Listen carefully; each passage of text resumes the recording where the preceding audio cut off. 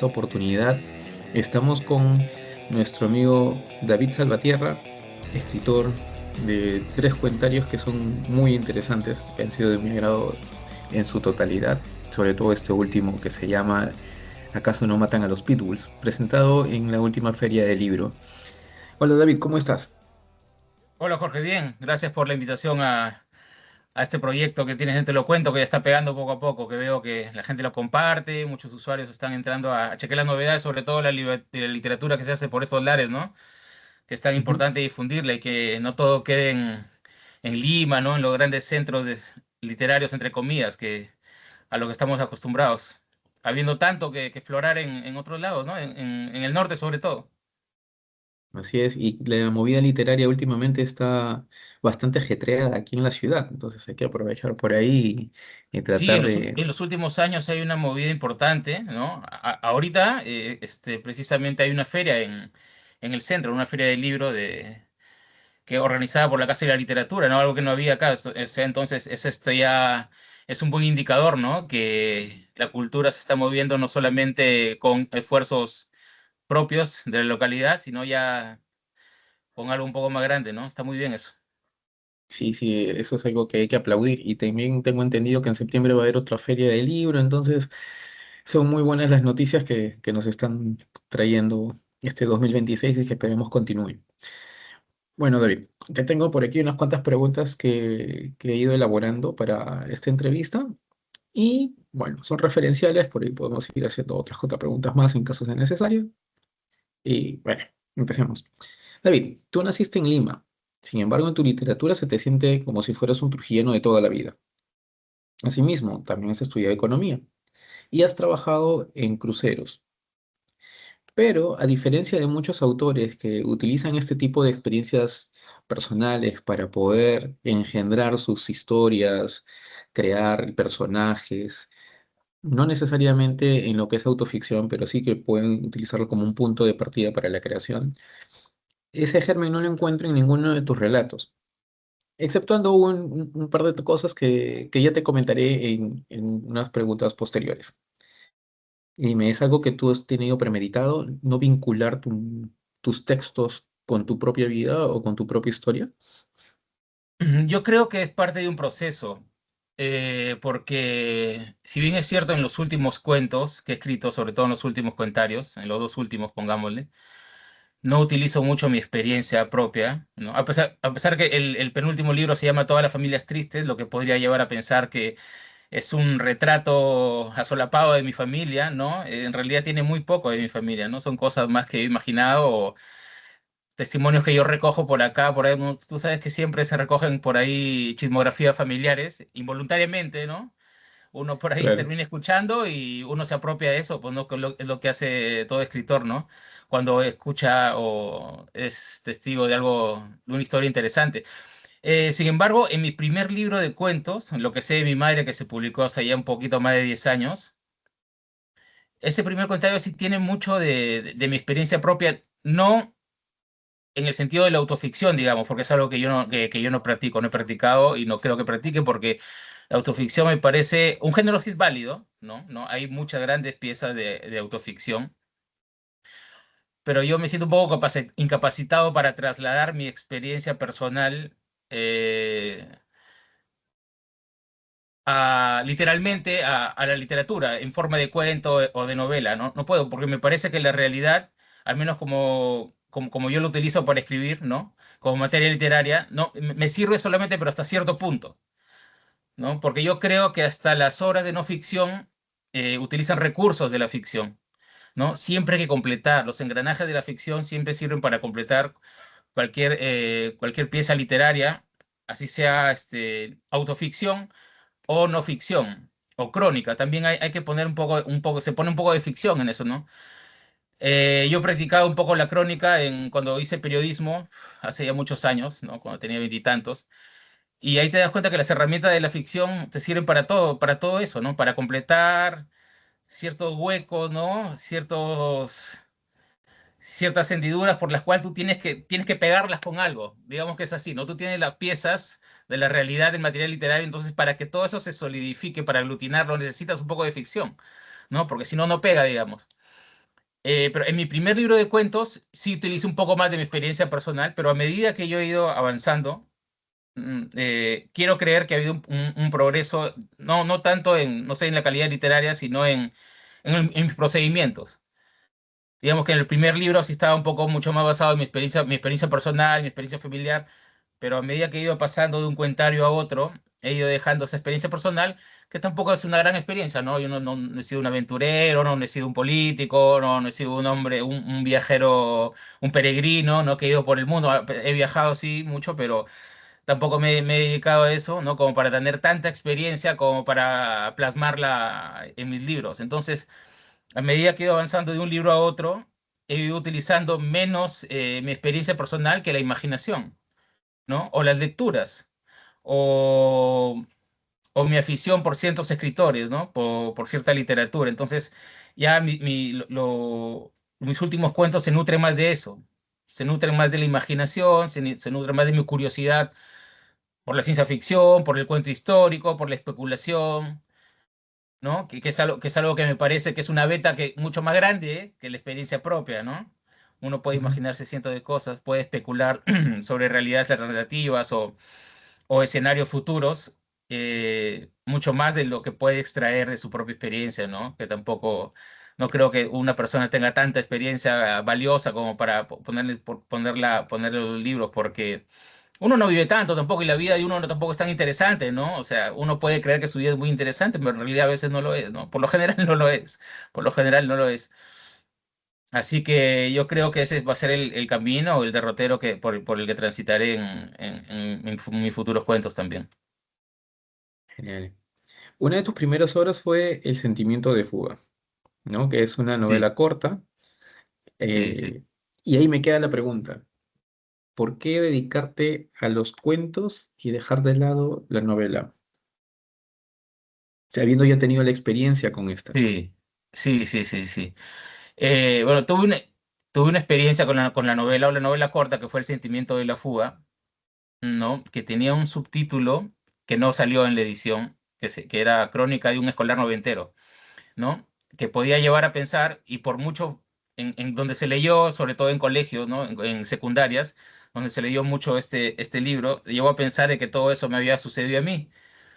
Lo que tampoco era verdad, ¿no? Porque como te digo, ¿no? Yo puedo utilizar mi experiencia hasta cierto punto, pero luego la completo con Ajá. escenas delirantes, con exageraciones, ¿no?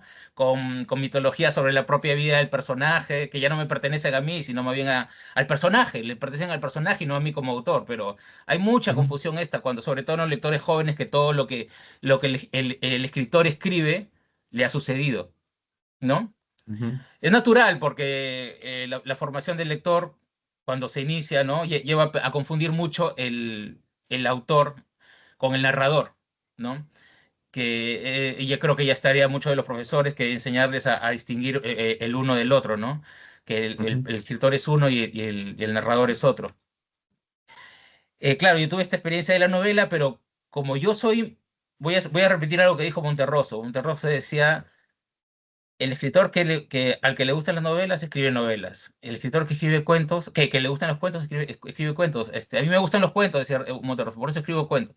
Y a mí sobre todo me gustan los cuentos, me gustan muchísimo los cuentos. Siempre estoy tratando de buscar nuevos cuentos. A veces digo, ¿qué cuento voy a leer hoy día? ¿Qué cuento voy a leer hoy día? Pero quiero que sea un buen cuento, ¿no? No quiero perder el tiempo leyendo un buen cuento, pero hay que pasar por muchos malos cuentos para leer un cuentazo, ¿no? Entonces, ajá, yo tengo un cuaderno donde anoto todos los buenos cuentos, los cuentos que me gustan mucho, ¿no? Esos que tendrían calificación de 4 o 5 estrellas, y los anoto, ¿no? Digamos que por cada 10 o 15 cuentos que leo, más o menos, ya hay uno, pero que sí que es un cuentazo, entonces eso lo anoto, ¿no? Y entonces y me paso a veces los días pensando qué cuento voy a leer, de dónde saco un cuento, o sea, buscando escritores nuevos, y me encanta la versatilidad que tiene el cuento, ¿no? Y me encanta que uno puede pasar de un escritor a otro, de un género a otro, y leer grandes cuentos siempre, ¿no? O sea, el campo del cuento es casi infinito, porque no te limitas a la literatura en español, a la literatura latinoamericana, puedes ir a la literatura norteamericana, europea, francesa, japonesa, puedes encontrar buenos cuentos casi en cualquier literatura prácticamente. ujú. Entonces, esa facilidad de pasar de un mundo a otro en tan pocas páginas, y esa capacidad de asombrarte también en un lapso tan breve, ¿no? Como decía Samantha Schweblin, a la que escuché recientemente en un video, ¿no? Que ella, a diferencia de las novelas, lo que le asombra y le sigue asombrando, lo que le ha asombrado siempre de los cuentos y le sigue asombrando es cómo en tan poco espacio una persona puede cambiar de estado de ánimo, ¿no? Porque eso es a lo que todo cuento perfecto, entre comillas, debería aspirar, ¿no? A cambiar el estado de ánimo o alterar el estado de ánimo del lector.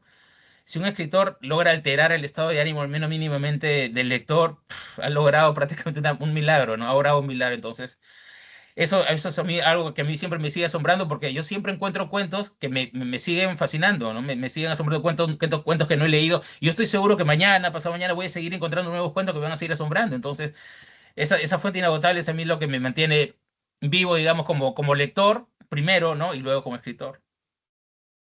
Claro, aparte uno empieza siendo lector antes que escritor también, de alguna manera u otra, ¿no? Sí, ese es el camino, ¿no? El camino, al menos para el escritor, es ese. Primero ser un lector, ¿no? Un lector obstinado, ¿no? Y tenaz, y luego ya pasar a la escritura, ¿no? No se puede hacer al revés. El camino natural es pasar de lector a escritor, ¿no? Y quien piense que puede escribir sin leer, escribirá, pero lo que escriba uno más o menos ya se imagina que es, ¿no? Ujú. Sí, sí, sí. Y, y hablando de eso, vamos con el siguiente punto. De acuerdo cuando trabajamos tu cuento Alienación para si no me equivoco, fue el octavo episodio no miento, el séptimo episodio de la primera temporada de Te lo cuento, tú mencionas mucho este vínculo con Julio Ramón Ribeiro, ¿no? Incluso el mismo título, y lo vinculas Sí. con el personaje principal de Ribeiro. Tengo entendido que para ti Ribeiro es como la influencia más grande que tú podrías tener como lector, como escritor también. ¿Cómo así llegas a él? ¿Crees que este primer encuentro con el flaco te incitó a querer escribir?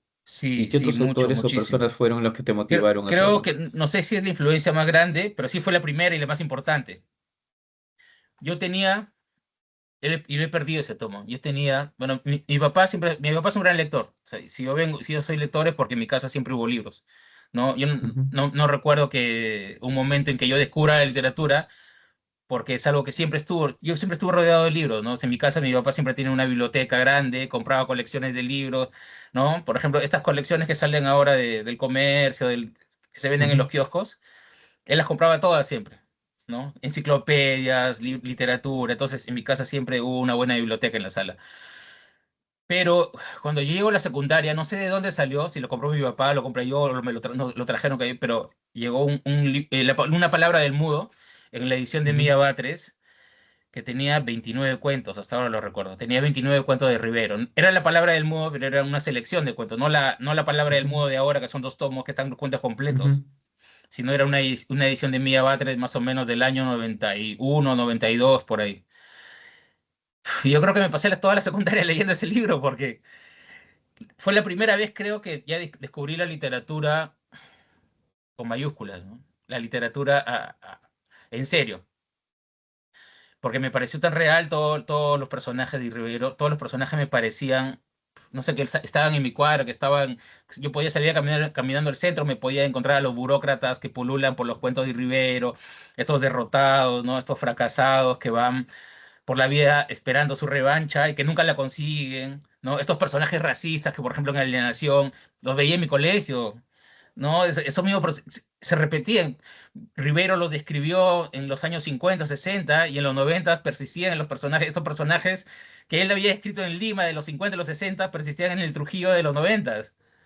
ujú. Entonces yo estaba fascinado porque era como una manera de conocer la realidad a través de la literatura, ¿no? Filtrada por la literatura, era como la esencia de la realidad para mí. Entonces eso me marcó mucho. Eso me marcó mucho.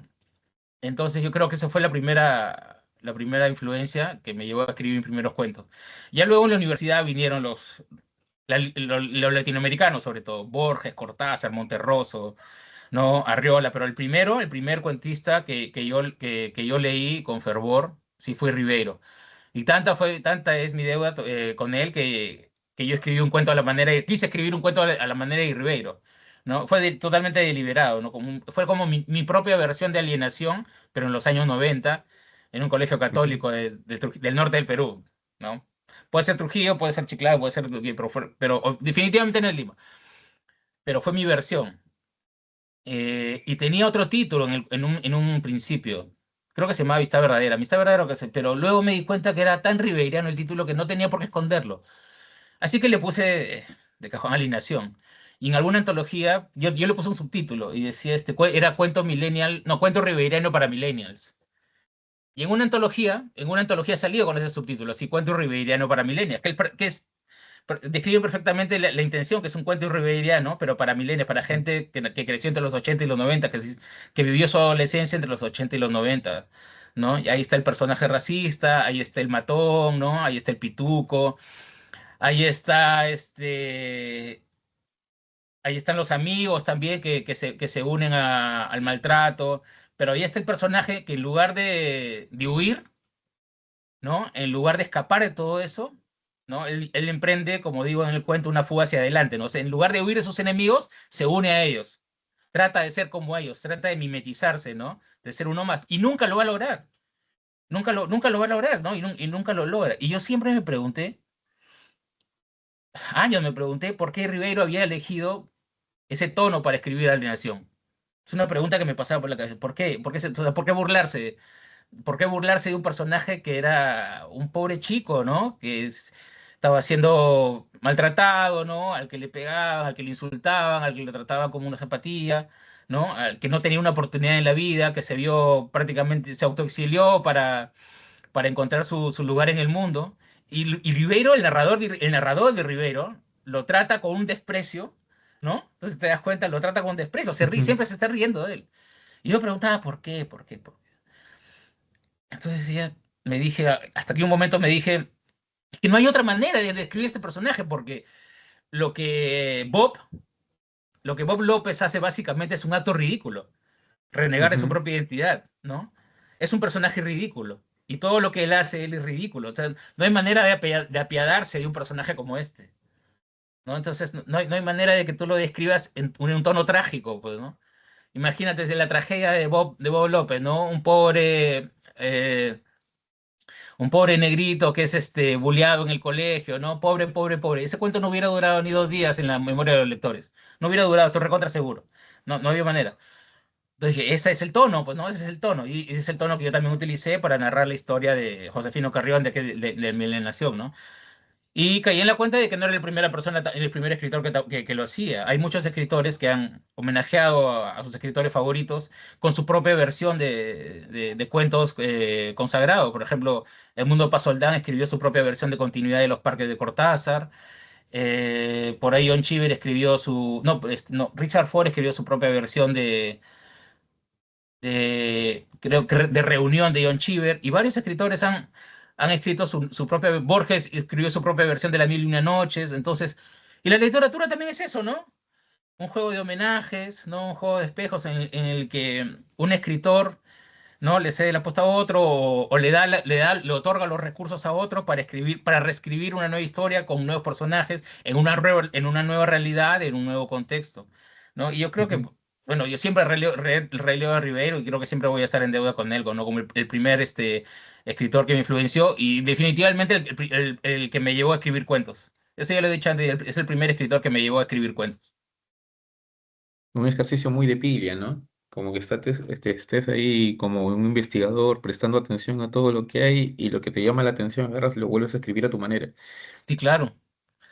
En la literatura entra todo. Yo creo que la literatura lo puede hacer todo, ¿no? En las manos de un gran escritor, un escritor dotable, la literatura lo puede hacer todo, ¿no? Y estoy convencido que la literatura es el arte más que puede cambiar más la vida de la gente que cualquier otro arte. Sin menosprecio a ningún otro tipo de arte, pero eh, yo creo que la literatura cambia la mente mucho más que cualquier otra, mucho más que la música, mucho más que el cine, mucho más que la pintura. Si te pones a pensar, el destino de los grandes, de los pueblos ha sido cambiado por pensadores, ¿no? Por escritores, por filósofos, ¿no? No tanto por músicos, ¿no? No tanto por cineastas, sino más por escritores, ¿no? Por gente que se dedicó a las letras, ¿no? Porque me parece que en comparación, digamos, con el cine y la música, que son artes mucho más masivos, que tocan la vida de mucha gente, que sin embargo son artes un poco más pasivos, ¿no? La literatura te exige otro acto. La literatura son dos, tienen que ser dos siempre, el escritor y el lector. Los dos tienen que jugar al mismo ritmo. Si los dos no juegan al mismo ritmo, la literatura no sucede. O sea, la literatura está en los libros, está en la hoja, está en la página. Pero si el lector no juega al mismo juego que está jugando el escritor, la literatura no sucede. A diferencia de la música o del cine, que te basta sentarte a escuchar o sentarte a mirar la película, tú estás totalmente pasivo ante eso. No necesitas participar mucho, ¿no? O ponerte en modo activo. La literatura no, exige otro esfuerzo, ¿no? Necesitas reelaborar también, necesitas poner a trabajar la mente, ¿no? La imaginación. Entonces, por eso también es mucho más difícil, ¿no? Mucho más difícil que la literatura llegue a los públicos que llegue a otro tipo de arte, pues, ¿no? Y también junto con eso, la misma obra puede tener diversas interpretaciones e incluso maneras de verla, ¿no? Sí, exactamente, claro, claro. Un libro es diferente para cada lector, pues, ¿no? E incluso para cada edad, el mismo lector, pero a Sí, medida que va cambiando en su sí, tiempo, su experiencia exactamente, de vida hace que lo vea de una manera exactamente, distinta. precisamente, sí, claro. Bien, acá vengo justo con esto de la lectura. Vamos a citar una partecita de Tolstoy, el inicio de Nana Karenina, ¿no? Que creo que vas a reconocerlo rápidamente. Claro, Él claro. comienza con todas las familias felices se parecen unas a otras, perdón, pero cada familia infeliz tiene un motivo especial para sentirse desgraciada. Esto es básicamente lo que yo encuentro como el punto de partida para el título y sobre todo para el tema global o central de tu tercer cuentario, todas las familias tristes, Sí. ¿no? No sé si esa fue la consigna con la que tú iniciaste este libro o cómo es que nace en sí la idea de concebir toda una obra basada en esa idea. Luego de Nueve cuentos envenenados, que es el cuentario que precede a todas las familias tristes, yo me di cuenta que había empezado una beta que era las relaciones familiares. Y ya en Nueve cuentos envenenados hay un par de cuentos por ahí que tratan sobre las relaciones entre padres e hijos, ¿no? Hermanos, hermanas. Y me dediqué todo ese tiempo posterior a escribir cuentos, no tanto conscientemente, sino que me di cuenta de que había empezado esa beta, ¿no? De historias familiares. Porque tenía muchas anécdotas que he escuchado, historias de por acá, historias por allá, ¿no? Cosas que me rondaban en la cabeza. Y comenzaron a salir comenzó a salir un cuento detrás de otro, un cuento detrás de otro, un cuento detrás de otro, hasta que me di cuenta, ya pasados un par de años, que tenían este eje común, ¿no? De la familia, ¿no? Fueron 16 cuentos, pero se quedaron todavía en los archivos, se quedaron varios más porque ya no los seleccioné. Pero me dije, entonces acá hay un hilo común, ¿no? Entonces, por primera vez dije, ahí va a salir un cuentario que tenga un hilo común. Claro que el libro tiene un bonus track al final, ¿no? Que eran cuentos que yo había escrito también, porque a veces, si hay un tema que me interesa, no lo dejo escapar tampoco, ¿no? Lo escribo y lo dejo ahí, pero para una parte, ¿no? Pero había un gran bloque de cuentos que tenían este eje temático que era de las familias. Y eran 16 cuentos. Entonces me dije, acá está, ¿no? Va a ser un libro, digamos, ya unificado, ¿no? Y comencé a ordenarlos, a corregirlos, ¿no? A ver cuáles podían irse o cuáles podían quedarse y finalmente quedaron los que conforman todas las familias tristes, ¿no? Y a pesar de haber publicado este libro y por ahí todavía me han salido unos cuentos más sobre familias, ¿no? Que ya está, pero ya vinieron después, que han salido ya por ahí en el último, ¿no? En caso no matan a los pitbulls. Y me he dado cuenta que en realidad el tema de las relaciones familiares también es una beta enorme, enorme para un escritor, ¿no? Todo escritor tiene sus temas. No es un solo tema a veces uno puede explorar infinidad de temas, ¿no? Es que hay escritores que un tiempo están dedicados, no sé, a la ciencia ficción, otro tiempo al tema histórico, por acá, por acá, por allá. Y sin embargo, el tema de la familia también es un tema muy, muy grande, que no se agota. Incluso en el cine también hay grandes películas sobre temática familiar, ¿no? La familia un tema tan grande, no sé, como la política o como la historia, ¿no? Como las guerras. Para mí me parece que sí, hay grandes novelas que se han escrito y también grandes cuentos que se han escrito con esta temática familiar, ¿no? Si tú te pones a ver, por ejemplo, los cuentos de Samantha Schweblin, ¿no? Que es una cuentista genial, que no, que está a la cabeza ahora de todos los cuentistas latinoamericanos. Sus cuentos, básicamente el 90% son sobre temática familiar, padres e hijos, madres e hijas, ¿no? Madres e hijas, creo que el 80% de sus cuentos son sobre madres e hijas, ¿no? Incluso su novela Distancia de Rescate también trata sobre la relación de una madre y una hija, ¿no? Ya, pero depende ya ahora de la forma en que ella los trata, ¿no? Lo que las hace geniales, ¿no? Samantha Schweblin, claro, es una capa en lo que hace, ¿no? Genial. Bueno, vamos por aquí con la siguiente pregunta. No he tenido la oportunidad de leer tu primer cuentario. Eh, Todo lo que sé de mi madre, creo que se llama. No, Lo que sé de no mi re- madre, sí. lo que sé de mi madre. Ok. Pero al menos en los tres siguientes tienes una cierta crítica a los entornos escolares religiosos. Ahí sí he encontrado un punto en común, que comienza incluso con un cuento de lo que sé de mi madre, que está en la antología de Cuento Liberteño 2 si no me equivoco, Sí, sí, ese está en lo que sé de mi madre, sí, que sea mi primer ¿no? pecado. Sí, sí, sí. Ajá, mi primer pecado. Y después tienes otros cuentos más que están en Nueve Vientos Envenenados, otros cuentos que también se encuentran dentro de todas las familias tristes, e incluso por ahí, de alguna manera u otra, lo tocas en alguno dentro de acaso lo matan a los pitbulls.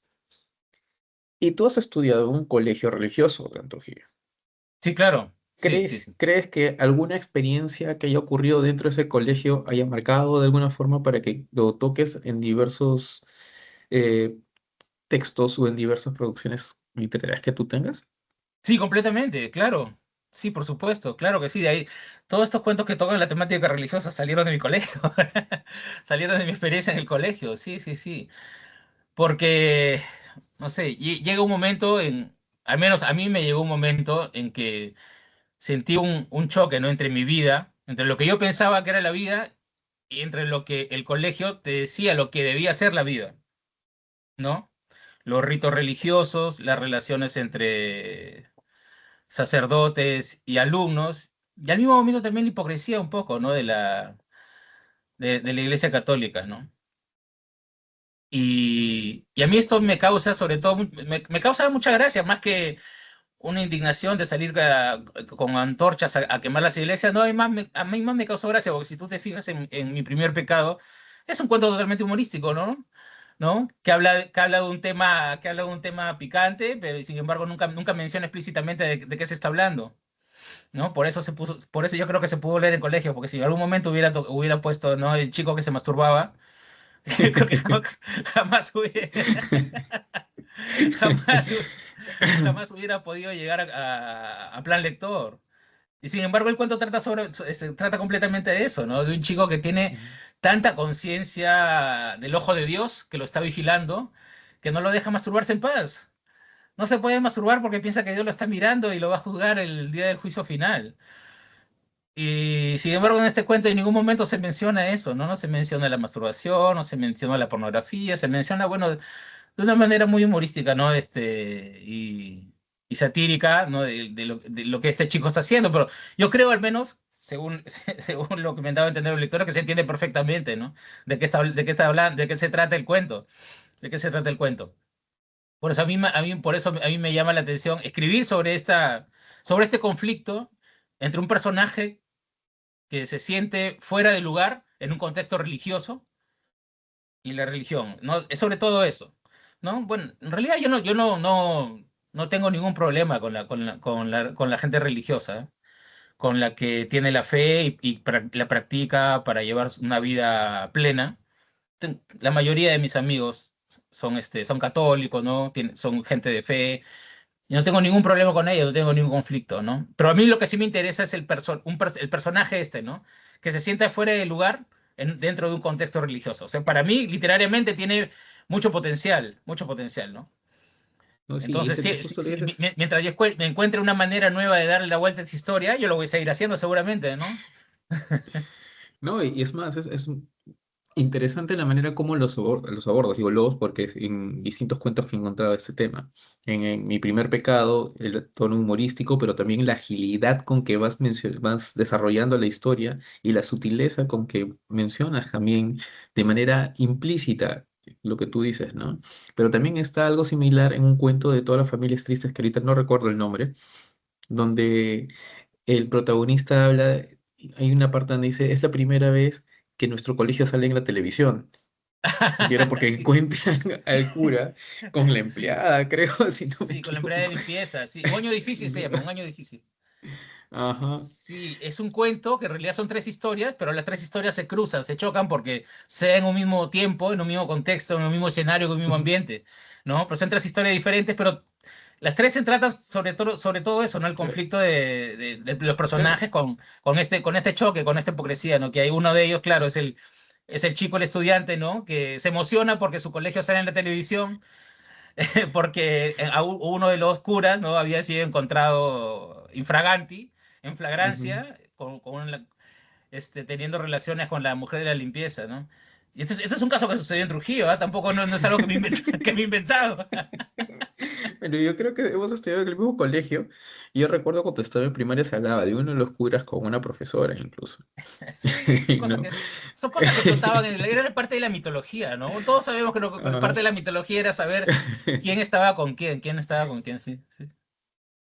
No, pues es gracioso. Y justo me dice así, son más una historia porque incluso el protagonista cuenta cómo se sintió famoso porque su cuento había sido elegido Ah, para una participación, ¿no? Entonces, mi primera vocación, mi primera vocación. Mira, me hace recordar que, mira, hay una temática también, ¿no? De cuentos, hasta podría ser una antología de propios cuentos sobre temática religiosa, ¿no? Claro, entonces un personaje, un chico, que descubre su talento literario escribiendo un cuento sobre el demonio, ¿no? ajá, Su héroe es un demonio, ¿no? Un demonio que tiene un brazo de metralleta y salva al mundo, pues, ¿no? Un demonio salvando al mundo. Y la profesora, que es una profesora libre pensadora, progresista, no lee el cuento y encuentra que el chico sí tiene talento, ¿no? Puede ser el próximo Stephen King, ajá, como dice ahí como dice el ajá. personaje, ¿no? Hasta que creo que es la Comisión de la Fe Católica, revisa el cuento y se no puede permitir Un que un demonio cuento, se... que un personaje donde el demonio sea el héroe, sea, no, sea representante del concurso, del colegio en un concurso de cuentos, no, no puede ser posible, pues, ¿no? Y lo vetan, y, y ahí los chicos habían leído el cuento y les había, o sea, cuando ellos no tenían una opinión del cuento, o sea, no estaban sesgados, ¿no? Lo leyeron como un Ujú, lector inocente. Les gustó porque les gustó. Pero cuando ya ellos tienen una opinión oficial, cambian su visión del cuento. Porque la visión oficial les dice que el cuento es una aberración, ¿no? Va contra la fe y ahí los chicos dicen, ah, entonces vamos a panarlo, ¿no? Y lo cancelan, le hacen todo esto, ¿no? Eso también fue totalmente deliberado, ¿no? Yo quería dar la intención de que muchos chicos, si tú le das, ¿no? Como lo que pasa con Gonzalo, por ejemplo, ¿no? Con los cuentos de Gonzalo. ujú, Si tú, un lector inocente, lees esos cuentos, los chicos no son idiotas, los chicos no son tontos, o sea, no les tienes que decir, esto es malo, esto es bueno, ellos se dan cuenta solos, ellos saben por dónde va la literatura, por dónde va una historia, ¿no? En los animes se ven cosas más aberrantes todavía. Y los chicos lo ven y distinguen perfectamente lo que es ficción y lo que es la realidad, ¿no? Una cosa es entretenimiento y otra cosa es la realidad. Entonces, si a los chicos que, por ejemplo, que han leído los cuentos inocentes, que son lectores inocentes, que han leído los cuentos de Gonzalo, ¿no? Cuentos para quemarse, se divierten, se divierten y le vacilan y les parecen unos cuentazos. Pero basta que llegue una voz censora, ¿no? Una voz católica y le diga, no, estos cuentos van a atentar contra la moral. Todos los chicos se ponen a pensar, ¿qué? ¿De verdad? Entonces, porque son chicos todavía, pues, se pueden dejar influenciar y pensar que sí, de verdad, estos cuentos son los que dicen. Entonces, una cosa totalmente absurda, pues, ¿no? Totalmente absurda. no, en ese caso, sobre todo cuando se trata de chicos de una edad un poco más joven, ¿no? Como en el caso de tu cuento, donde sí tiene Claro. cómo se va moldeando su manera de ver el mundo en base a lo que las autoridades o lo que son el ejemplo, por decirlo de cierta forma, de ellos, les dicen qué tiene que ser, ¿no? Y ese es el problema, lamentablemente, ahí se da toda esta circunstancia de cómo el chico viene con una mente muy abierta, con ganas de innovar, en ganas de crear, de hacer cosas diferentes. Y muchas veces en el colegio también, aunque es una recurrente, somos las personas que estamos en aula o las autoridades las que comenzamos a cortar todo eso, ¿no? Tratamos de Claro, amoldarlos a lo que nosotros queremos y perdemos muchísimo más de lo que podríamos ganar si trabajamos de una manera más crítica dentro de un aula, si trabajamos de una manera más responsable, creo yo, ¿no? Porque si bien es cierto, hay algunos temas que podrían ser fuertes de alguna forma, estos de alguna manera u otra nos reflejan una realidad de la cual nosotros los adultos muchas veces nos quejamos, pero no hacemos mucho tampoco para cambiarlo. claro, Entonces, si lo y trabajamos como tabú, se opta por lo más fácil, ¿no? Vamos a cortar, ¿no? A cortar con esto en lugar de lanzar una mirada crítica, ¿no? Cortarlo. Eso es lo más fácil, pues, ¿no? ujú, y ese es el gran problema que ha pasado con Gonzalo, y no solamente con él, ¿no? Hay muchos colegios que evitan trabajar cierto tipo de textos que son clásicos, por ejemplo, hay quienes no prefieren no pedir para un plan lector a Oscar Wilde por diversos motivos. Sí, que todos sabemos O cuáles son. prefieren, no quieren leer a un, qué sé yo, un Saramago por el mismo tema. Claro, Entonces, sí. Hay una corriente generalizada ahora de censura, ¿no? Y no es exclusiva del Perú, es a nivel mundial. no, no, no. No, a nivel mundial en Estados Unidos se da muchísimo que se están censurando muchos clásicos, pero muchísimos clásicos se censuran por temas ideológicos, ¿no? Por temas religiosos, por temas de conservadurismo. Entonces, se opta por la vía más fácil, ¿no? Se opta por la vía de censurar el tema, obviando que la literatura no es tema, sino es forma, ¿no? Es cómo se trata el tema, ¿no? Porque censurar un tema es muy fácil, pero si no se sabe cómo se ha tratado ese tema, si no se ha hecho una apreciación crítica en realidad de lo que se está censurando, se darían cuenta de que no hay nada que censurar, ¿no? Que no hay nada que censurar. Pero bueno, Ahí es lo que esa pena. es la lucha ahorita. Y eso es lo que pena, ¿no? Que vemos que en estos tiempos, donde se supone estamos mucho más avanzados en distintas cosas, todo lo que predijeron Bradbury, lo que dijo Orwell, lo que dijo Huxley en cada una de sus obras máximas, se está dando, ¿no? Sí, sí, claro, sí, sí. Yo supongo que ahora, no sé, será muy fácil, ¿no? Para estos conservadores que quieren censurar, ¿no? Pasar un libro sin leerlo, simplemente por palabras claves. ChatGPT, ¿tú Pasa, qué crees? ChatGPT, lee este texto o lo meten a Word y buscan con palabras claves, ¿no? Sexo, esto, ya, listo. Mira, tienes 5 veces la palabra sexo, 5 veces la palabra gay, 5 veces la palabra tal. Ya, esto no pasa porque está mencionando acá, ¿no? Está mencionando acá. Y ya, pues fácil así, ¿no? Así de fácil. No, pues Volviendo un poco a tu trabajo. Cuando leí el primer cuento de tu última obra, que es el que le da el nombre, el que le da el título sí, a ¿Acaso no matan a los Pitbulls?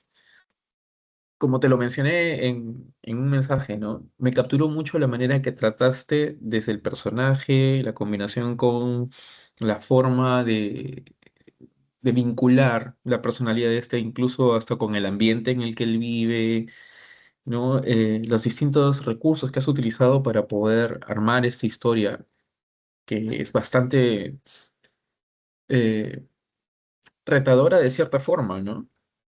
Retadora porque hay muchas personas que en un ámbito como el que tenemos ahora, el animalismo, entre otras cosas, los sí, ponen en todo el jaque entre la disyuntiva. Estamos haciendo mal, no estamos haciendo bien, entre otras cosas. Mostraste un lado mucho más maduro desde mi punto de vista en cuanto a tu forma de escribir y me llamó mucho la atención. Me gustó desde el primer momento.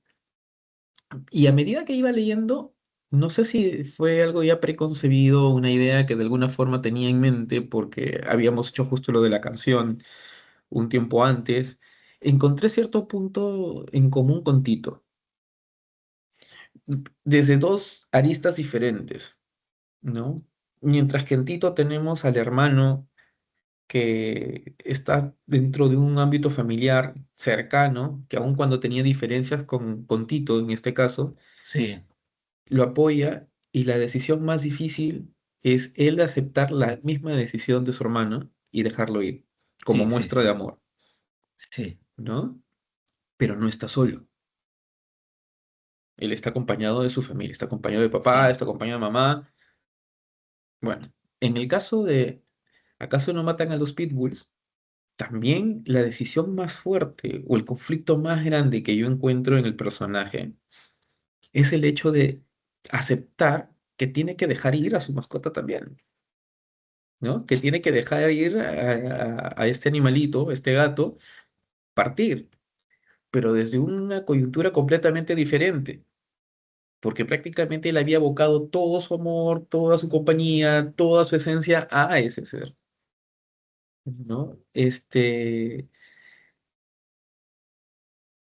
elección ¿fue algo consciente o crees que se dio simple y llanamente en el proceso de estructurar, de escribir, de planificar este cuento? Eh, Mira, si bien es cierto que yo durante el proceso de escritura siempre trato de ser completamente consciente de lo que hago, de que pueda yo tener el control desde el principio hasta el final, porque soy muy exigente con lo que hago. No sé cuántas veces yo corrijo un cuento, hasta que me canso, hasta que me aburro, hasta que digo ya no di más, pero cuando yo termino un cuento es ya porque me he rendido con él, ya no puedo, ya no puedo avanzar porque ya lo he corregido tanto, ya le he dado tantas vueltas. He tratado de controlar cada parte del cuento, ¿no? El tono, la estructura, el personaje, la voz del narrador.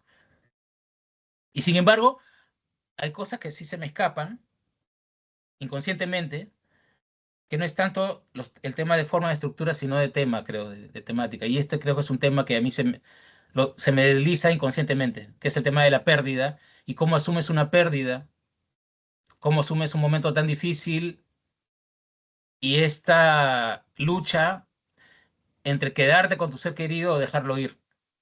Eso yo creo que es algo inconsciente porque me acabo de dar cuenta de este vínculo que hay entre título, vínculo temático que hay entre Tito y acaso no matan a los Pitbull. Recién ahora que me lo has dicho, mira, recién ahora, no lo había, o sea, ahora que me lo dices, sí soy consciente de que hay un vínculo afectivo entre los dos, pero no lo había pensado, no lo había pensado porque es una de las cosas inconscientes que siempre se escapan, pues, ¿no? Aunque uno no quiera.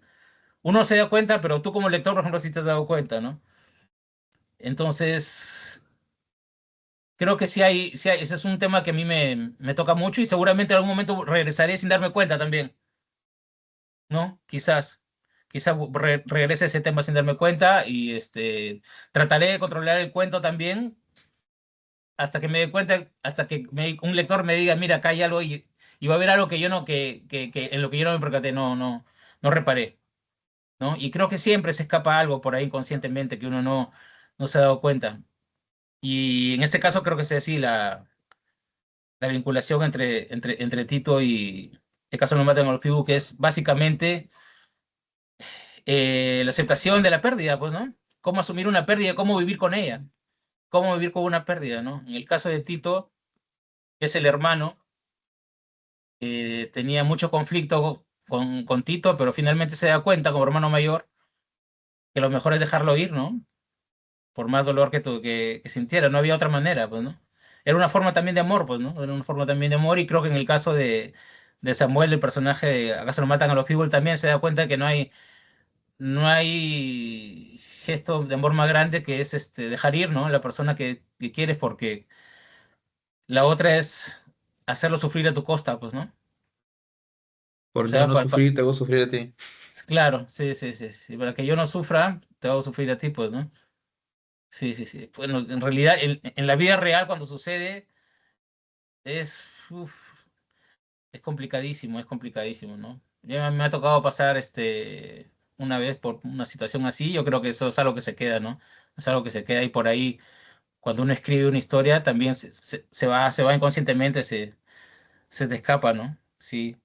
No exactamente como ha sucedido en los cuentos, obviamente, ¿no? Ujú. Sino que ya se transmuta la experiencia propia de otras maneras, pues, ¿no? Quizás luego escribió un cuento también sobre una pérdida, ¿no? Pero con una forma totalmente diferente, ¿no? En este caso en el último caso fue un profesor con su gato, pero perfectamente podría ser, no sé, una mamá con su hijo, ¿no? Los sentimientos pueden ser parecidos. Sí, probablemente es una forma inconsciente de querer cerrar este punto, ¿no? Sí, sí, sí. pero en verdad la manera en cómo lo has abordado en ambos cuentos, ¿no? Cada uno en su forma, cada uno en su contexto, cada uno en el tono diferente, es, eh, es muy interesante. Es muy ambiciosa la forma en que trabajaste este último cuento y me parece eh, eh, creo que no pudo haber sido otro el cuento que abre ese libro. Sí, Si bien es eso cierto, era algo que eso era algo que yo tenía muy, muy, muy claro desde el comienzo, ¿no? Yo sabía que ese iba a ser el cuento, que abriera, y a diferencia de mis dos últimos libros, que tienen títulos que no son de cuentos incluidos ajá. en los libros, este sí tenía que ser el título del libro. Este sí tenía que ser el título del libro. Porque era un cuento que yo he trabajado muchísimo, muchísimo, ¿no? Lo trabajé, no tienes idea cómo lo trabajé ese cuento, trabajé mucho. Sí, sí, sí, me llevó mucho trabajo. Creo que es el cuento que más trabajo me ha dado hasta ahora. Es el cuento que más trabajo me ha dado. Correcciones, un montón de, montón de correcciones, un montón de, no sé cuántas correcciones, cuántas versiones. O sea, una cosa son las versiones y otras son las correcciones, ¿no? Las correcciones, digamos que ya son la etapa final. Pero las versiones, no sé cuántas versiones tuvo, cinco o seis versiones quizás, ¿no? Cambié la voz del narrador, probé con otro narrador, probé con otro tiempo. En la penúltima versión el cuento estaba en presente, no estaba en pasado.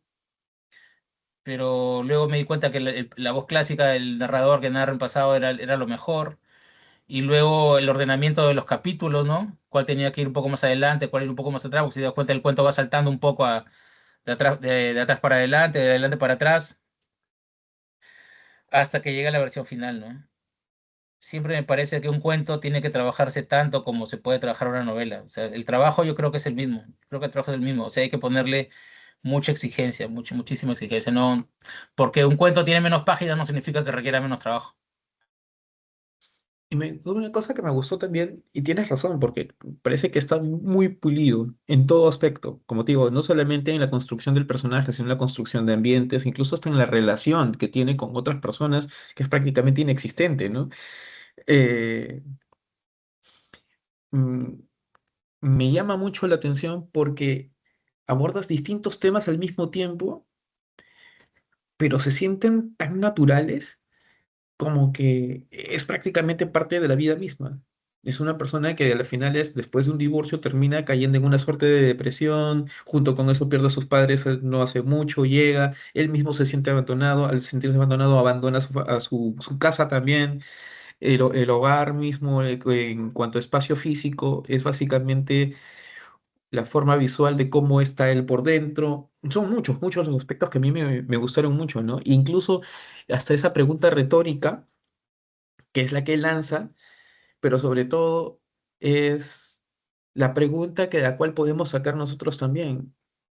¿Qué tanto el amor por algo o por alguien nos da la razón, nos da el poder de agredir a alguien más que piensa de una manera diferente a nosotros? Sobre todo si no conocemos el contexto.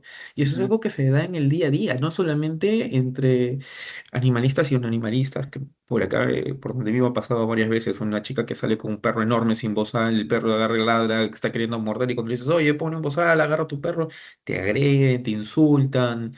Oye, ¿tú qué tienes? ¿Qué buen animal? ¿Qué animal eres tú? O sea, tú no puedes decir absolutamente nada. No, No tengo nada no. en contra de esto, ¿no? Entonces, pero no vaya a ser que a mí me comiencen a funar también por Pasa que eso. estamos en una época tan polarizada de que todos tienen la razón. Todos tienen la razón. ¿No? Y sumado a ello, parece.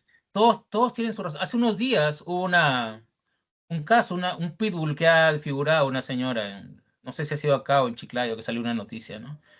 Y por los comentarios tú te dabas cuenta, ¿no? Los que le daban la razón al dueño del pitbull, ¿no? Que lo escondió, y los que le daban la razón a los otros, que decían que había que sacrificar al pitbull, pero con una pasión, ¿no? No con un ánimo de debate, de conversación, de diálogo, ¿no? O conocer cuáles son las Ujú, razones reales de lo que ha sucedido, no. No, el contexto es lo que menos interesa. Basta una imagen y todo ya está ujú. dicho. Todo ya está dicho. Todos tienen su verdad. O sea, todo se arma, la realidad ahora se está construyendo a partir de imágenes nada más. no de contextos reales. No, la realidad se arma a partir de eso, ¿no? Pones una imagen de 3 segundos de un pitbull ataca a una señora y la desfigura, y con eso basta para que todos tengan su versión de lo que ha pasado y lo que debe pasar y quiénes son los responsables y listo, y se acabó todo. No. Entonces, hay mucha polarización, hay mucho, y a mí me llama mucho la atención eso, ¿no? Como no importan las razones ahora, ¿no? Solamente importa lo que tú piensas. Solamente importa lo que tú piensas ahora. ¿Para qué Y necesitas aquí es más? más, y hay una suerte, bueno, una cosa es eso, que todos tenemos este aparatito que nos hace sentir que tenemos la espada del augurio, la espada de Sí, He-Man, no sé, tenemos todo el poder ahí, ¿no? Yo tengo el poder mientras tengo este celular en mi mano, porque si yo te quiero destruir, basta con que prenda la cámara y genere un contexto que sea a mi favor y no importa claro, nada más que lo que yo te estoy exactamente, mostrando, sí. que es Sí, sí. justo lo que tú estás mencionando. Y es básicamente lo que pasa dentro del cuento, de alguna manera, pero también junto a eso, y que también se trata de, o se puede entender de una manera subyacente dentro de tu relato, es como todos estamos tan cargados de ira, ¿no? Sí, sí, sí, completamente. Porque no nos pueden decir nada. Tú dices algo que a mí no me gusta y yo reacciono de la manera más agresiva posible. No hay, como tú dices, no estamos dispuestos a discutir, no estamos dispuestos a debatir alguna situación. No, la conversación se ha terminado. Al menos en las redes sociales la conversación no existe. Existe nada más el yo. Yo. Cuando tú ves, bueno, yo trato lo mínimo de entrar a Facebook, pero entro, no se puede evitar. Pero cuando suceden casos o noticias de algo, lo primero que comenta la gente es yo. O sea, pone su experiencia personal como prueba de que eso está mal, ¿no? Nada, no, o sea, la empatía se terminó. O sea, eso de ponerse en los zapatos del otro ya no existe ya. Todo existe el yo, solamente existe el yo nada más. Solamente existe yo pienso esto y como yo pienso esto, debe ser cierto porque lo pienso yo. Así de fácil, ¿no? Y si me dices lo contrario, te voy a odiar, pues, ¿no? Listo, y me Y vas a no, enojar. ujú, y no solamente te voy a odiar, voy a hacer lo que sea para que yo no sea el Sí, único.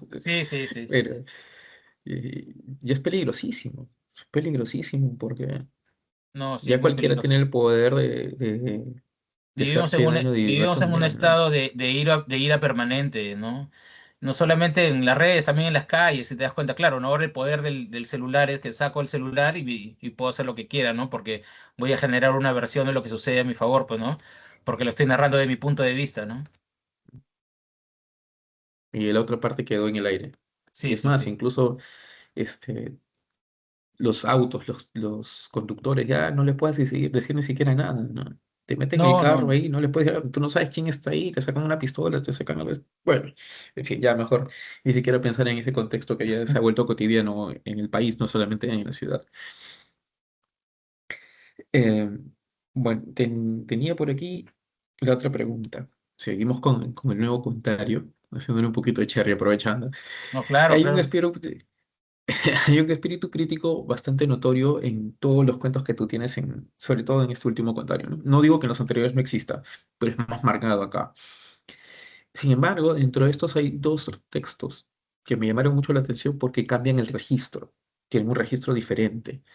Y me estoy refiriendo a Crisálida y a Libertina, que dejan ya un poco la estructura cotidiana de tus relatos, llegando a tener un tono un poco más de parábola, ¿no? Sí.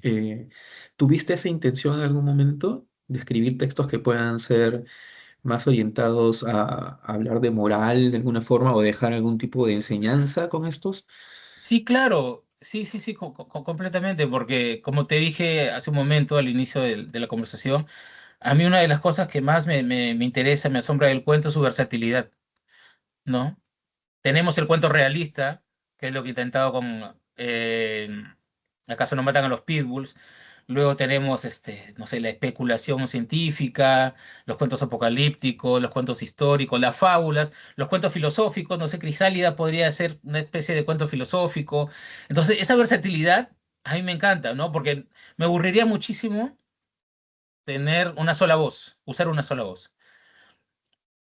Cuando yo comencé a escribir mis primeros cuentos, eh, mi primer cuento, que yo supe que valía algo, porque ganó un premio en un concurso, yo me emocioné mucho, tenía 21 años, creo, por ahí. ¿no? Entonces fue la primera vez que yo obtuve un premio en un concurso.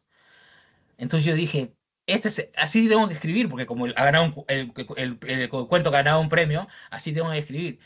Y me dediqué a escribir cuentos igual, prácticamente con la misma temática de los desamores, las rupturas amorosas, ¿no? El hombre desilusionado, desencantado del amor. Escribí dos o tres cuentos así.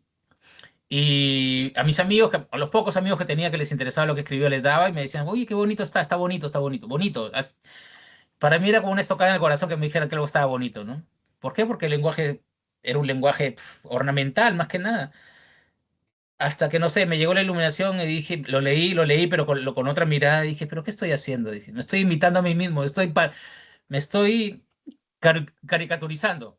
Porque yo pensaba que el cuento que había escrito, que había ganado un concurso, era lo que yo tenía que hacer, porque eso era lo que me funcionaba, lo que me valía para mí. Y me di cuenta que no, al contrario, lo que me valía era buscar siempre nuevas voces, nuevas formas, ¿no? Buscar no solamente en el cuento contemporáneo, sino en el cuento tipo el de Camerón, o el cuento tipo Las Mil y Una Noches, o en el cuento, no sé, en el cuento filosófico tipo Voltaire, los cuentos de Voltaire. Eso era en realidad lo que yo tenía que explotar, ¿no? Porque era la manera la que yo podía conseguir nuevas cosas. Entonces comencé a buscar nuevas voces, a ensayar, experimentar, experimentar, experimentar. Y eso es algo que no he dejado de hacer y no voy a dejar de hacer, porque me di cuenta que los grandes cuentistas siempre han intentado también nuevas voces, ¿no? Siempre han intentado experimentos con la narrativa, con el tiempo, con los personajes, con el espacio. Entonces sí, la parábola es un tipo de cuento que me gusta mucho. Los cuentos de Monterroso, por ejemplo, tienen mucho de esto, ¿no? ¿No? Ujú. Monterroso le encanta esa nueva versión de las parábolas o de las fábulas también, ¿no? Monterroso escribe muchas parábolas y fábulas modernas. Entonces también por ahí en todas las familias tristes se ensayó un par de estos, un par de fábulas o parábolas. Y ahora lo he intentado de nuevo en Acaso no matan a los Pitbull con este cuento que es Crisálida, ¿no? Y por ahí un poco con Libertina. Entonces, me parece que un tema puede dar más si uno intenta darle una vuelta o intentar una nueva forma, ¿no? Otro cuento que tiene algo de parábola o de fábula, de parábola más que nada es está incluido también en caso no me tengo los pibos, que es el parchador. Tiene más o menos esa forma. Entonces, yo tengo un tema y pienso que este tema encaja perfectamente en esta forma, entonces yo voy con esa forma. ¿No? Porque si lo narro de otra manera, ¿no? Sería que una crónica, me daría para una noticia, ¿no? ¿No? Entonces, me parece que la mejor forma para ciertos temas están determinadas ya en las formas clásicas. Las formas clásicas van a persistir siempre, ¿no? Tenemos la parábola, tenemos la fábula, ¿no? Tenemos el cuento filosófico, entonces hay que explotarlo, eso eso no se agota. Sí, justo que hablas del parchador, yo estaba justo leyendo tu libro y lo dejé encima del escritorio mientras dictaba clases. Y estábamos trabajando, si no me equivoco, la noticia impresa. Y había una estudiante que ya había terminado rápido porque es muy hábil. Y me dijo, profe, ya terminé. Y la veo y digo, ah, qué bacán. ¿Qué está leyendo? Y le digo, mira, este es un autor trujillano, ta, ta, ta, ta, ta, ta. Y me dice, ah, ya. ¿Y ahora qué hago? Espérate. Toma, lee el parchador y es una noticia que esto, justo de que hablas de... Y por ahí la tengo, y por ahí la tengo. Le voy a tomar foto y te la voy a enviar para que la leas. Acá, claro, hermano. Y se enganchó, ¿ah? Se enganchó. Y me dijo, profe, ¿y tiene otros libros de escritores trujillanos? Le digo, sí, sí, le digo, no. Justo el año pasado ellos habían leído el libro de Teodoro Bernabé, Mitoral, Ajá, que sacó literal. Carlos Santamaría con Nectandra. Sí, claro. Y le gustó, ¿por qué? Porque era algo completamente diferente para ellos, ¿no? En el mundo en el que ellos viven, este, pensar en este tipo de mitos y leyendas que se dan en lugares como Virú, es como si estuvieras hablando de un mundo completamente ajeno a este, ¿no? Claro, claro, Y, son mitos que le remiten a un mundo gótico, ¿no? y Entonces, aparte de eso, sí. el mismo registro que utilizan, las palabras que se usan, son tantas las cosas, la temática que tienen. tú los veías y me decían, profe, mire, yo he conocido, mi vecina tiene familia en Virú y le he preguntado, y, no sé, y venían y me contaban emocionadísimos. Y, y me llamó mucho la atención, pues, ¿no? Que esto les causara interés. Y cuando le mostré, me dijo, profe, ¿no tiene más? Le digo, sí, por ahí. Y le comencé a pasar un par de libros de escritores de acá de Trujillo. Así que vayan conociendo un poco más de la literatura que tenemos acá, ¿no? Porque en Sí, realidad claro, hay mucha hay diversidad, un hay mucha montón. diversidad, o sea, si alguien quisiera definir lo que es la literatura, para decirlo de acá, liberteña, no lo podría decir con una palabra, nada más que solamente que es diversa. Lo único que es diversa y que hay producción continua, ¿no? Permanente, que se está escribiendo, se está produciendo, ¿no? Y la temática es muy, muy, muy diversa, ¿no? Cada uno tiene su propio demonio, digamos, ¿no? Su propia manera de tocar la realidad, ¿no? Por ejemplo, está Mitoral, están los cuentos de Luis José Casaro, están los míos de Gonzalo, por ejemplo, ¿no? Que podría ser perfectamente un autor no trujillano, sino latinoamericano completamente o norteamericano, ¿no? Por la forma en la que aborda sus temas. Así es. Y cada quien, bueno, pues lo importante acá, que encuentre su estilo, ¿no? En el Sí, caso de estos claro. chicos, sobre todo, que encuentren lo que más les gusta y todo lo demás.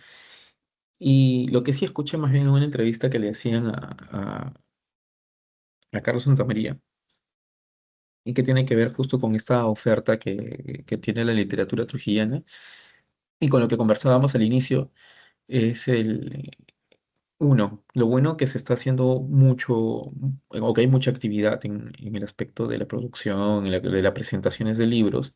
Sin embargo, lo que apena es que es muy poca la gente que asiste, pero por falta de publicidad, por falta de mover este tipo de actividades o incluso de generar mayores espacios en los cuales los autores se den a conocer más, ¿no? Porque, Sí. mira, antes de yo iniciar con Te lo cuento, conocí a alguno que otro escritor trujillano o liberteño, pero ya con este podcast comencé a conocer más. Bueno, te conocí a ti, a Juan Carlos Díaz ya lo había estudiado junto con un grupo de estudiantes que tuve hace algunos años. Gonzalo del Rosario también conocía algo de él, pero comenzaron a llegarme más y más y más y más material, incluso de editoriales de Lima que producían libros. Por ejemplo, está Ray Vázquez Ken, Rey, para que publica con ¿no? Dendro. Sacó con Mesa Redonda no hace No, mucho, sí, sí, sí. ¿no? Harley, se me fue el nombre ahorita. Ah, bueno, Pérez. Darling Pérez. Darlin Pérez, ahí está. Darlin Pérez, que yo no lo conocía, por ejemplo, hasta que Mesa Redonda me envió el libro y me pareció muy interesante la forma que él tiene de narrar y cómo lo Claro, vincula con su profesión, ¿no? claro, él es Entonces, doctor, él es médico. y así como ellos, muchos otros, ¿no? Si uno que a las finales está dentro del mundo de la docencia, de la educación, no conoce tantos, en muchas de las oportunidades, porque incluso a mis compañeros de trabajo le digo, mira, tengo este libro. Ah, por ejemplo, tu libro se lo presté a mi compañera de trabajo y está encantadísima, sobre todo con el cuento de Gregorio, ¿no? De Gregorio Sánchez. Sobre Es- todo porque ella es fanática de Vargas Llosa, entonces cuando leyó el inicio nada más dijo, ¡wow! Ese cuento también me dio mucho trabajo, ¿ah? Porque no encontré el final, sino hasta mucho, prácticamente hasta ponerle ya hacer la última corrección. Ese final, cuando el personaje abre el cajón y encuentra las fotos, Ujú, ¿no? Se me ocurrió, pero prácticamente en la última versión, ya yo prácticamente ya le dije, no lo voy a cerrar así, nada más, sin giro. Dije, va a ser un cuento sin giro, simplemente el personaje va a aceptar su destino, se va a resignar a que le han tendido una trampa, ha caído en una trampa, pero nada más. El motivo secreto no había, no daba, te juro. Hasta que se me ocurrió, pues, ¿no? Que la obra en realidad de Vargas Llosa está plagada de erotismo, de sexo, ¿no? Todo, desde La ciudad y los perros. No sé si hasta la última, porque no he leído las últimas dos novelas, pero al menos hasta Travesura de la Niña Mala, que es la última novela que yo leí de él, Vargas Llosa era un obsesionado con el sexo como manera de vivir, como manera vital, ¿no? De estar en el mundo. Y él mismo, bueno, tiene una biografía también, ¿no? Que remite mucho a esa temática, ¿no? Entonces dije, acá está, esta es, dije, ¿no? Y el cuento es un homenaje completo a Vargas Llosa. uno completo con Vargas Llosa que me parece, es uno de los escritores, junto con Rivero, uno de los que más me ha fascinado siempre, ¿no? Sí, yo soy un vargallosiano completo, empedernido, sí, sí. Pero me reí mucho también cuando yo escribo un cuento humorístico, me río mucho cuando lo escribo, ¿no? Yo me acuerdo cuando escribí Mi primer pecado, yo me la pasé increíble porque me cagaba de risa mientras la escribía. No, juro, y cuando yo escribo un cuento, tiene esa forma, ¿no? Cuando pretendo que sea un cuento humorístico, yo me cago, yo sé que puede causar un poco de carcajada porque yo mismo me cago de risa cuando lo escribo. Y me pasó con este cuento de Vargas Llosa, por ahí.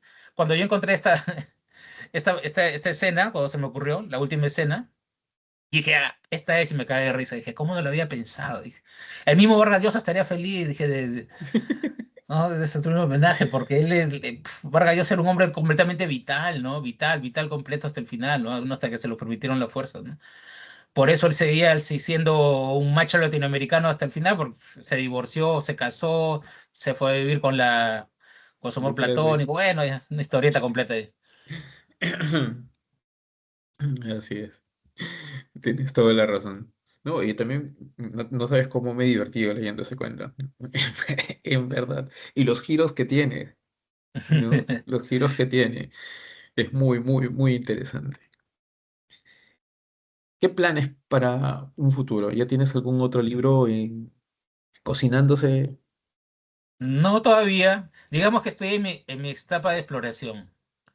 ¿Qué significa? Que estoy leyendo autores nuevos, estudiando nuevos cuentos. Me gusta mucho estudiar los cuentos, ver cómo están escritos, cómo están armados. Hay una, hay una frase, bueno, hay un programa que se llama, si te gustan los cuentos, hay un programa de YouTube que se llama Café Chekhov, que es solamente ¿Ya? de cuentistas, de la televisión mexicana. Es de cuentistas nada más. Está dedicado exclusivamente al cuento, ¿no? Pasa los mejores cuentistas latinoamericanos han pasado por ahí. Entonces un día entrevistan a Alberto Mangel, que fue uno de los lectores de Borges, ¿no?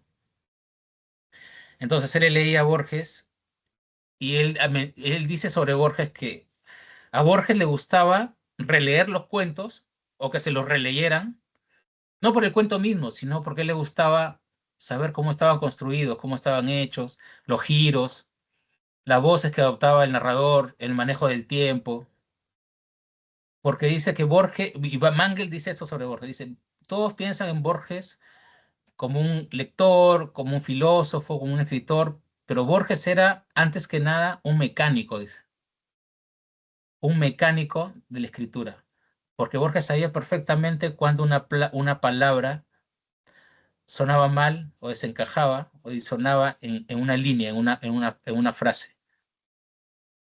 Borges, tenía la capacidad de saber qué palabra debía o no debía ir, o qué párrafo debía ir antes o después, porque le encantaba la mecánica del cuento de Borges. Entonces yo me sentí muy identificado porque a mí también me gusta mucho eso, leer los cuentos que ya he leído, o leer nuevos cuentos, ¿no? Con nuevas formas, y estudiarlos un poco.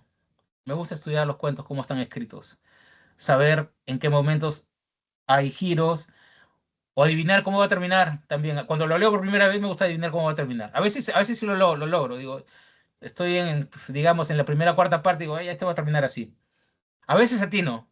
¿Por qué? Porque los cuentos sí tienen cierta mecánica, a veces, ¿no? Tienen digamos, ciertas formas permanentes que uno ya más o menos va adivinando por dónde va a ir el cuento. A veces sí va, a veces no va. Si el escritor es un capo, es un trome, te piensas que te está llevando por un lado, pero al final sale por otro. Al final lo adivinas, o, no, o mejor dicho, al final no lo adivinas, pero te deja esa sensación de que es un gran cuento, de que es un buen cuento, y lo relees y ya más o menos ya te vas dando cuenta en qué momento lo hizo, ¿no? Dices, acá, en este momento lo hizo, acá está el giro. Acá son dos, tres palabras, ahí está el giro. O donde el escritor está dejando las pistas, ¿no? Las famosas pistas, ¿no? Y sobre todo cuando son cuentos de intriga con finales sorpresivos, la famosa pistola de Chekhov, ¿no? Que siempre funciona y siempre va a funcionar. Funciona en el cine, funciona en la literatura, funciona en los cuentos, en las novelas.